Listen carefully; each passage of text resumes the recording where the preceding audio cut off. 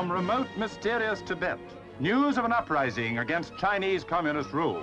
The young Dalai Lama, revered by his people as a living Buddha, was reported under arrest by the Reds, but according to other sources is safely in hiding.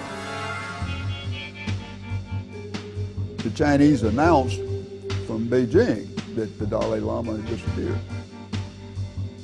And the media, the press all over the world became extremely interested in where is the Dalai Lama? What's happened to the Dalai Lama? There's all kinds of speculation. Maybe he had been shot by the Chinese, maybe he just plain fled. If he fled, where is he? And all that kind of stuff. So this was an ongoing story. Where is the Dalai Lama?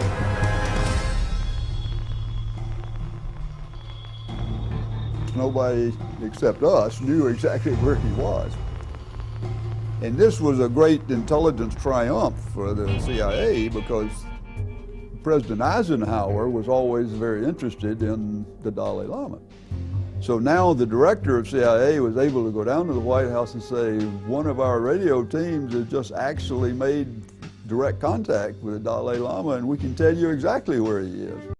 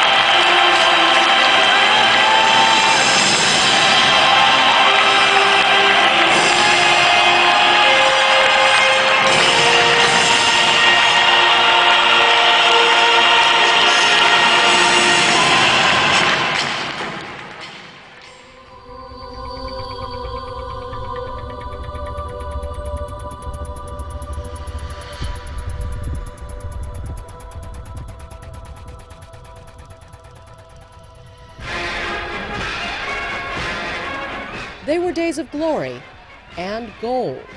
If I could use a single word to describe Berlin during that period of time, the word would be carnival. As U.S. sprinter Marty Glickman remembers it, the view was grand for those 2 weeks in August of 1936, as Berlin hosted the world's greatest athletes for the 11th Olympic Games. International visitors were warmly welcomed, but behind the pomp and pageantry were ominous signs. The swastika was all over. On virtually every other banner we saw, there was a swastika. The benefit of hindsight and history helps us see these were more than just games. These weren't the Berlin Olympics.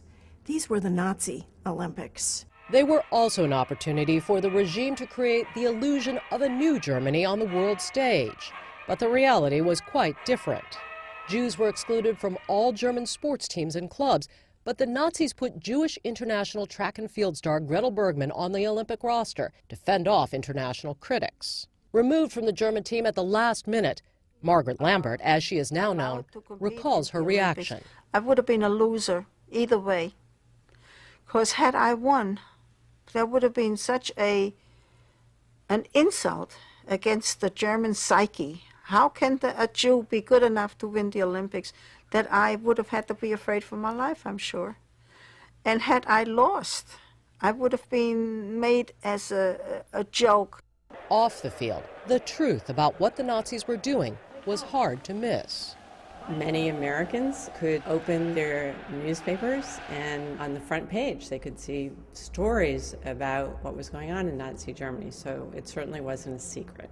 By 1936, Germany's Jews and other minorities had been stripped of their civil rights, even their citizenship, and the Nazi regime had already opened its first concentration camps. Everybody knew early on exactly the kind of regime Nazi Germany was, so much so that for the first time in the history of the modern Olympic Games, there was talk about boycotting these games.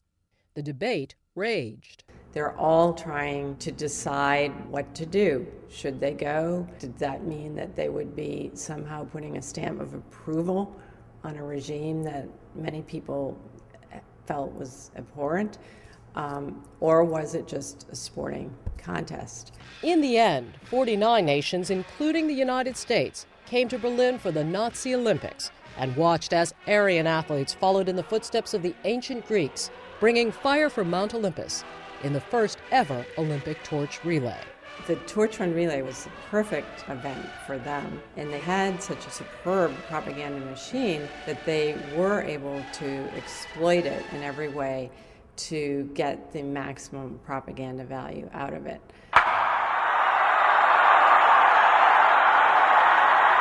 Popular history remembers Jesse Owens' 4 gold medals, an Olympic first, as a triumph over the myth of Aryan supremacy. But a closer look reveals an Olympic victory for Nazi Germany's propaganda campaign as well. This was a major corruption of the Olympic ideals. And this was a total propaganda victory for the Nazis. This was creating an illusion of a peaceful and tolerant nation. And the world wanted to believe this illusion, allowing itself to be completely deceived. The U.S. Holocaust Memorial Museum has updated and expanded its special exhibition, The Nazi Olympics, Berlin, 1936. Visitors will see many never-before displayed pieces. The uniforms of the U.S. track stars, the medals awarded to legendary African-American athletes Jesse Owens and Ralph Metcalfe, their souvenirs, and from that first relay, a torch that carried the Olympic flame.